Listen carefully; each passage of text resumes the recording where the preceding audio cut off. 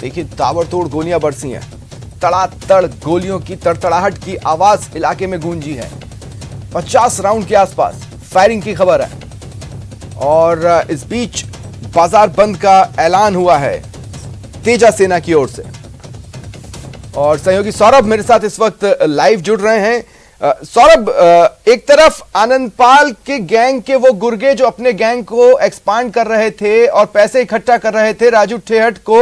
मारने के लिए, जिसका खुलासा अगर आपको याद हो इसी साल की शुरुआत में हुआ है। दूसरी तरफ एक नाम नेहरा गैंग का जो अपनी गैंग खड़ा करना चाहता था और वो भी राजू ठेहट का दुश्मन बताया जा रहा है। आज राजू ठेहट की हत्या हुई है, इसको दो गैंगों के बीच का वॉर ही माने या तीसरे की एंट्री इसे और कॉम्प्लिकेटेड बना रही है? जी बिल्कुल, लगता है ऐसा है कि ये पूरा मामला जो है वो कॉम्प्लिकेटेड होने जा रहा है, क्योंकि राजस्थान में अलग अलग गैंग जो है वो अपना वर्चस्व बढ़ाने की कोशिश जो है वो करती हुई नजर आ रही थी। हर कोई चाह रहा था कि अपनी बादशाह जो है वो कायम किए जा सके राजस्थान में। इस लिहाज से जो है वो तमाम जो अलग अलग गैंग्स हैं वो एक दूसरे पर वर्चस्व हासिल करने की कोशिश जो है वो कर रही थी। और इस गैंग वॉर को हालांकि अभी सोशल मीडिया पर कुछ लोग जो है वो इसको लेकर अपनी जो है वो कोशिश ये कर रहे हैं कि हत्या किसने की है उसको लेकर जो है वो अलग अलग बातें जो है वो कर रहे हैं। लेकिन अभी तक पुलिस ने पूरी तरह से स्पष्ट नहीं किया है कि आखिर इसके पीछे कौन जो है वो शामिल है। लेकिन राजू ठेहट का जिस प्रकार से जयपुर कनेक्शन सामने आया, इससे साफ होता है कि राजू ठेहट जो है वो चाहता था कि जयपुर में उसका बेस जो है वो बनाया जा सके। शेखावटी के बाद वो जयपुर में अपना बेस जो है वो बनाना चाहता था। और फरवरी में, इसी साल फरवरी के महीने में महेश नगर में एक आलीशान फ्लैट जो है वो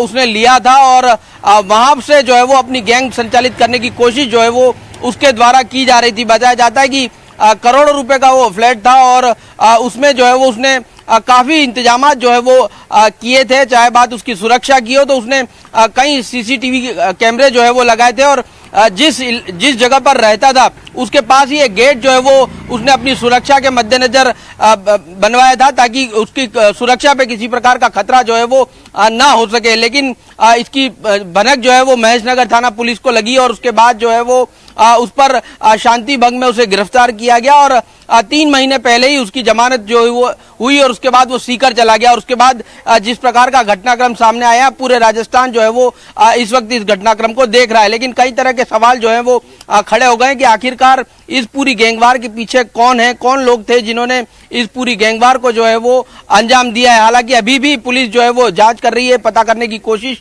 इस लिहाज से की जा रही है कि आखिर कौन जो है वो इसके पीछे हैं। अलग अलग जगहों पर नाकेबंदी जो है वो की गई है। पुलिस मुख्यालय इस मामले में अलर्ट मोड पर आ चुका है। पुलिस के आला अधिकारी, डीजीपी समेत अन्य जो आला अधिकारी हैं वो पूरे मामले किया था। सौरभ, अगर आपको याद हो कि मोटी रकम एकत्रित की जा रही है तस्करी के जरिए ताकि युवाओं को जोड़ सके, और ये कर रहा है आनंदपाल गैंग क्योंकि वो निशाना साधना चाहता है राजू ठेहट पर, तो ये उसका कंटिन्यूएशन भी हो सकता है। जी बिल्कुल, जी बिल्कुल, इस मामले में इस तथ्य के इस लाइन के ऊपर भी जो है वो जांच इस वक्त पुलिस कर रही है। क्योंकि देखिए दोनों ही, चाहे राजू ठेहट हो या आनंदपाल की गैंग हो, दोनों ही युवाओं को ज्यादा से ज्यादा अपनी गैंग में शामिल करने की कोशिश जो है वो लगातार जो है वो करती आ रही है। और उसमें आपने जिस प्रकार से पहले कहा कि जो लोग अपने आप को कमजोर समझते हैं और अपनी एक जाति के आइकॉन के रूप में इन्हें देखने की कोशिश करते हैं, तो ऐसे युवा जो है वो इनके साथ लगातार जुड़ते जा रहे थे। और ये जो मामला सामने आया है, ऐसे ही कुछ युवाओं द्वारा पूरा इस घटनाक्रम को अंजाम दिया गया है, इस प्रकार की बात जो है वो सामने आ रही। तो काफी समय से राजू ठेहट पर जो है वो कोशिश की जा रही थी कि बदला लिया जाए उससे, जिस प्रकार की पिछले उसकी जिस प्रकार के अपराधों में वो शामिल रहा उसका बदला लेने की कोशिश है। शेखावटी में अपना वर्चस्व कायम करने की कोशिश जो है वो आनंदपाल के जो गुर्गे हैं वो करने की कोशिश जो है वो कर रहे थे। तो इसको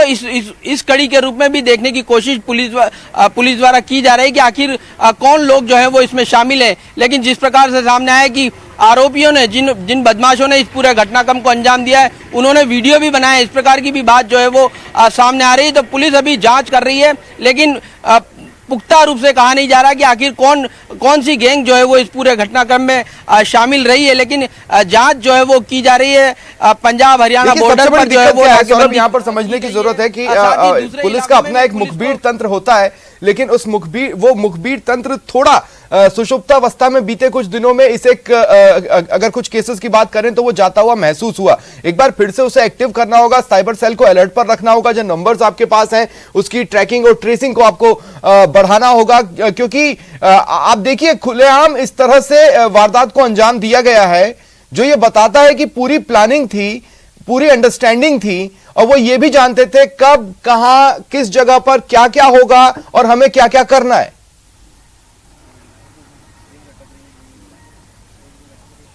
जी बिल्कुल, लेकिन इसमें एक पेच ये भी है कि क्या सही में पुलिस की मुखबिर तंत्र जो है वो फेल साबित हुआ है, या फिर पुलिस को इस बारे में मालूम, क्योंकि देखिए कई बार आप इस ओर भी ध्यान लगाइएगा कि कई बार ऐसा भी होता है कि पुलिस जो है वो मुखदर्शक होकर देखती है कि गैंगवार जो है वो हो जाए, क्योंकि पुलिस